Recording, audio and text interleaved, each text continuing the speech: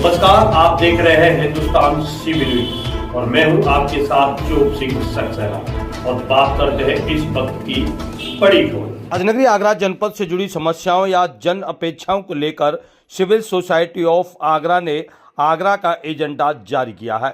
Civil society of Agra चाहती है कि आगरा का एजेंडा लोकसभा प्रत्याशियों के पास पहुंचे, मतदाता के रूप में आम जनता भी इसे जाने और महत्व को समझे, मीडिया और प्रशासन इसे संज्ञान में ले ले।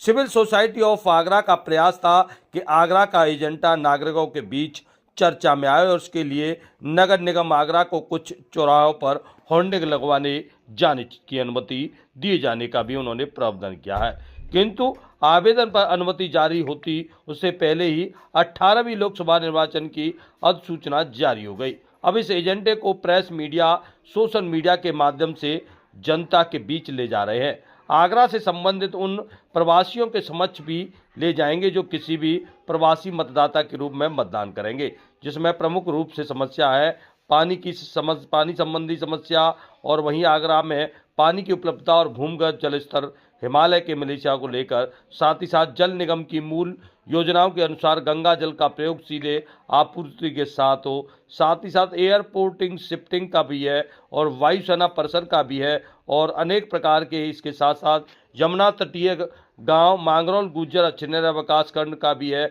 और मांगरोल गुर्जर से भी लगा हुआ है। साथ ही साथ इस प्रकार के 7 एजेंडे तैयार किए हैं, जिनमें उन्होंने कहा है कि लोकसभा की आगरा और फतेहपुर सीकरी सीटों के लिए राजनीतिक दलों ने अपने अपने प्रत्याशियों के नाम को घोषित कर दिए हैं। कुछ निर्दलीय भी चुनाव मैदान में हैं, जो भी जीतेंगे उन्हें 2024 और 2029 तक आगरा फतेहपुर सीकरी की जनता की रहनुमाई लोकसभा में करनी है। सांसद के रूप में अपनी पार्टी और सांसद के रूप में मिली जिम्मेदारी का निर्वहन उन्हें करना है, लेकिन साथ ही आगरा और फतेहपुर सीकरी की जनता के द्वारा की गई अपेक्षाओं को भी उन्हें एक सांसद के रूप में भारत सरकार के समक्ष उठाना होगा। तो जानिए क्या कुछ बोले हैं, किस प्रकार उन्होंने आगरा के एजेंडा को लेकर अपनी बात रखी है। मैं Anil Sharma, secretary civil society of Agra. आज हमने प्रेस वार्ता की आगरा के एजेंडा बताने के लिए। ये एजेंडा जो आगरा के जनप्रतिनिधि हैं, जो वोट मांग रहे हैं, जो इलेक्शन लड़ रहे हैं, उनको बताना चाहिए।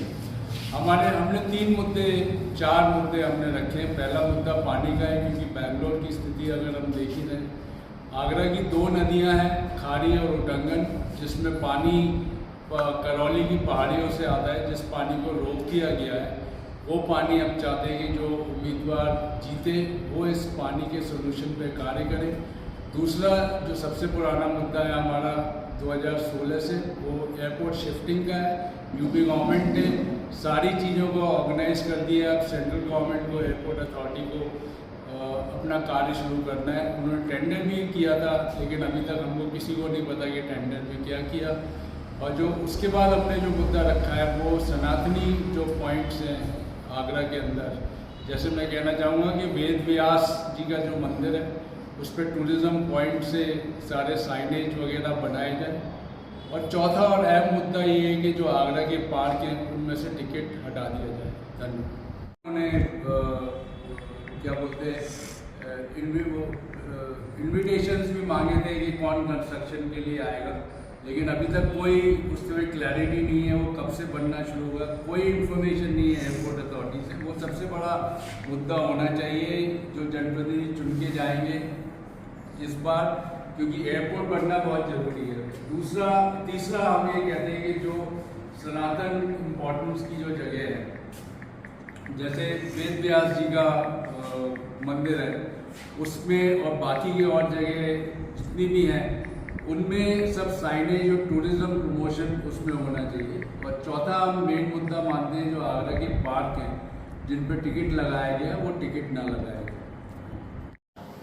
भैया एजेंडा आगरे का बहुत पॉपुलर है। ये सत्यनारायण की कथा जैसा है, ये कभी बदलता नहीं है, यथावत रहता है। ये हम बार बार इसलिए सुनाते हैं जिससे कि लोगों को प्रेरणा मिले। सत्यनारायण की कथा अक्सर सुनी जाती है, वो इसलिए सुनी जाती है कि लोग प्रेरित हो। भागवत कथा हम इसलिए सुनते हैं, वो कभी नहीं बदलती है, वो ही रहती है। भगवताचार्य वाचक भले ही बदल जाए, वो यथावत रहती है। उससे प्रेरणा मिलती है अच्छे कामों को। ऐसे ही आगरे का एजेंडा जनमानस से जुड़ी समस्याएं, शहर के ढांचागत सुविधाओं से जुड़ी समस्याओं के समाधान के लिए प्रेरित करता है। जो जहाँ जिनको प्रमोट किया जाना चाहिए, जैसे वेद व्यास जी का मंदिर है यहाँ पे, उसको ना वहाँ साइडेज है, वहाँ ना पहुँच सकते हैं। इवन परशुराम जी का भी अगर हम मंदिर देखें तो वहाँ भी हम पहुँचने के लिए हमारे पास बहुत सारी दिक्कतें होती हैं। तो हम ये 3 मुद्दे हमने उठाए। चौथा मुद्दा हम समझते हैं कि जो पार्कों पे टिकट लगाया गया है आगरा के अंदर, उसको हटा दिया जाए, क्योंकि यहाँ जितने लोगों के पास स्वच्छ हवा जाने के लिए या पालीवाल पार्क या बाकी पार्क में जाने के लिए अगर ये ऐसे अलंगे लगाए जाएंगे तो कैसे होगा? इसके लिए हमने ये प्रेस वार्ता। और इसी के साथ जुड़े रहें आप हमारे साथ और देखते रहें हिंदुस्तान CB न्यूज़।